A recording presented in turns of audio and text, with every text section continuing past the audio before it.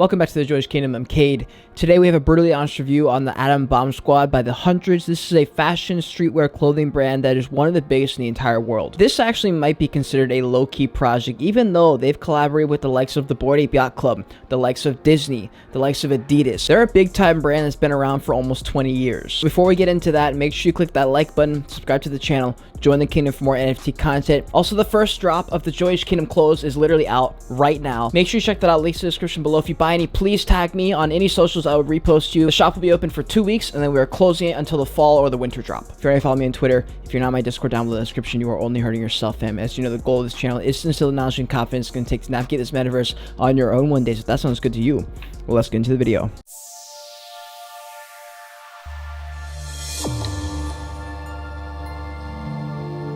Also, if you're an NFT project looking for a paid, brutally honest review, please email me at joyofficial@gmail.com. And if you're a business looking to create NFTs and Web3 into your business plan, hit me up as well. So here's Atom Bomb Squad's OpenSea page, 0.24 ETH floor, 21.8 thousand Ethereum traded, 8,500 owners for 25,000 items. Yes, that is a bigger collection. They dropped back in September of last year, actually end of August, so just over a year ago. And as you can see, they ran up to like half an ETH, 0.6 ETH, 0.7 ETH. Then they cooled down for a while, then they had another pump up. This potentially was the collaboration with Bored Apes. I'm not quite sure, but they ramped to just over 1 ETH. But they've actually maintained a really strong support around the 0.3 to 0.6 region, despite them having 25,000 items. This is a similar narrative to like the Gary V Friends Series 2. People thought there's no way you could have a big collection like that and have a respectable floor price, but they did. And that's because of the 20-year brand of Atom Bomb Squad and the hundreds. They've built this, and this is ingrained in culture way before NFTs. Here's some examples of some of the floor Atom Bombs I saw. You can see it's a very classic style. Kind of reminds you of like Krypton Goons, some of the old Disney characters and themes. It just gives that nostalgic vibe. And the top holder has 1,200,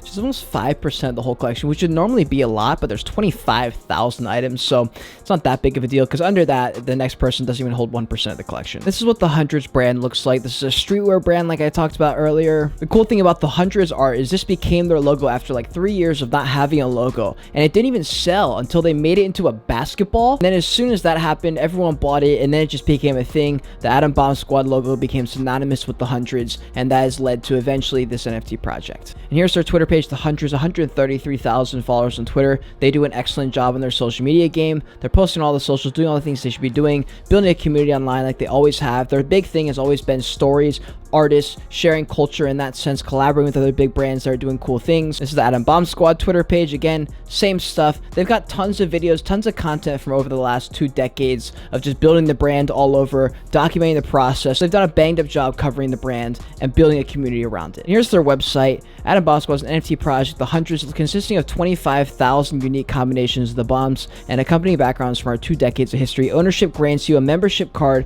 that comes with perks directly from Atom Bomb Squad and the community. So along their website, they have a section of media where it's just different conversations, blog style stuff, just information about the brand, which I think most projects should be doing. I know a lot of them aren't. A lot of them will have these like links that go off to Medium pages, which is fine, but you want this stuff displayed on the website, which is something I've talked about in a few of my different brutally honest reviews. So glad to see they're doing that here. And here are the 2 founders. We have Ben and Bobby. Bobby's definitely been more of the face of the brand. In my opinion, I've seen way more videos of him, way more content with him. It seems to be that Ben is a little bit more off in the background, doing his own thing, not as much in front of the camera. Founded in 2003, Bobby and Ben made this out of their studio apartment and cash in their pocket. 18 years later, the Hunters regards the streetwear pillar, our flagship store anchoring in the Fairfax district, having collaborated with the likes of Adidas, Disney, Stanley Kubrick, Nipsey Hussey, Puma, Jackson Pollock, Pepsi, Back to the Future, Larva Labs, and Bored Ape Yacht Club. And actually, Bobby the Hunters was on the Complex with 5.8 million subscribers. This podcast, by the way, got 2 million views back in 2017. And he told the story of how they got started, which was the wildest shit. They basically walked into a high-end clothing store on the streets of Los Angeles and said, "Hey, do you know about us, the Hunters? We're this big clothing company, blah, blah, blah." They're like, "We don't know you." And they're like, "How do you not know us? We're this, we're that." And they basically like gave them some of their clothes or whatever, had their friends come in and buy it all out. And then basically was like, "Yo, your stuff is selling. This is crazy. Like, give us more." So they gave them more. They told the other stores about them. And then next thing you know, all these stores are selling their clothes and everyone's buying their clothes because of just like artificial hype. It's literally like people on Twitter buying followers or buying engagement for like botted giveaways and stuff, so that people are like, holy shit, there's a lot of attention here. Or in the bull market when every project had like 100k followers and they all sold out immediately because of this like alleged attention and hype around something. And it's crazy, this stuff happened all way before the internet, like social media, stuff like that. Like this stuff came all from like word of mouth and fucking magazines. Like all the marketing I think of today is all online, e-commerce, marketing, ads, all that stuff. It like reminds me of like how the Beatles became like a worldwide iconic brand. Like how the fuck does that happen without the internet, you know? So it's crazy. It was crazy hearing about this story of how they grew. Bobby, I shot you a message on LinkedIn, or Ben, either one. I would love to interview you guys, talk about life, talk about NFTs, talk about the entire story, honestly. I think it'd be a great time. I've interviewed tons of projects like Doodles, World of Women, Deadfellas, CyberCons, a lot of the OG projects. I think it'd be a really interesting conversation. The Atom Bomb, the Madam Bomb, and the Batum Bomb, which makes up the Atom Bomb Squad collection, right? And just a little bit of artistic difference mainly here. Here's some more of their art, just so good, so classic, so nostalgic. I love it. Here's Bobby's Twitter page here. Again, does a great job building his own community and brand and following, being his own person, separate from the actual brand. This is something I talk about in a lot of my NFT review videos, that most founders don't take it as seriously as they should.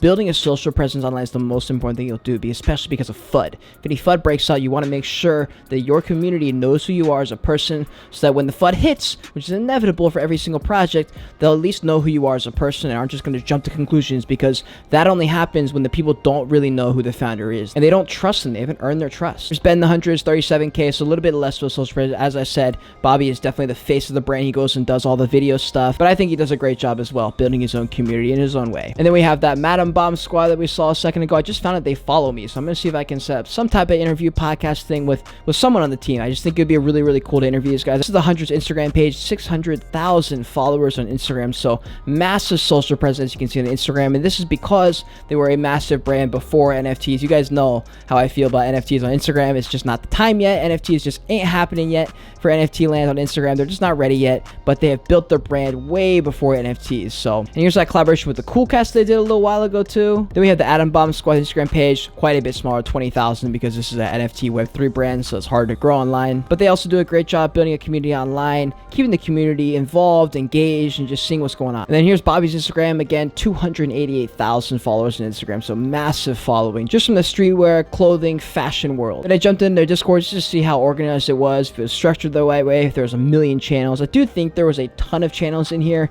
but for a massive community of 25,000, maybe it's okay. I still think it's a bit unnecessary to have this many channels. I doubt 2/3 of these are being used, honestly. So what is my constructive criticism? I honestly think they could add a little bit more character and personality to the Atom Bomb Squad like art piece, like the character itself, because this guy, I mean, it's like asking to be personified, to have some kind of character or personality. And so I think Gary Vee's right on the money there. He's making animations with his art, giving it a little bit of personality and character to get people to be emotionally tethered to it. I know they've already got quite a strong brand, so that's probably why they haven't bothered, but I do think that that's something that they're really, really missing here, especially in the Web3 world. And again, I want to extend an offer to do a podcast with anyone on the team. I think it'd be really fun. And other than that, if you enjoyed this video, if you learned something, smash the like button for me. I do appreciate you guys always doing that. It's a free, easy way to support. If you're not already subscribed, we make a lot of NFT content over here in the Joyish Kingdom. If you're already following me on Twitter, if you're not, maybe just go down below the description. You are only hurting yourself, fam, as you know. If you want to see more of me right now, click on one of these boxes on the other side of me. Until next time, continue on your Joyage, continue to learn, and be grateful you're alive watching this video. Bye.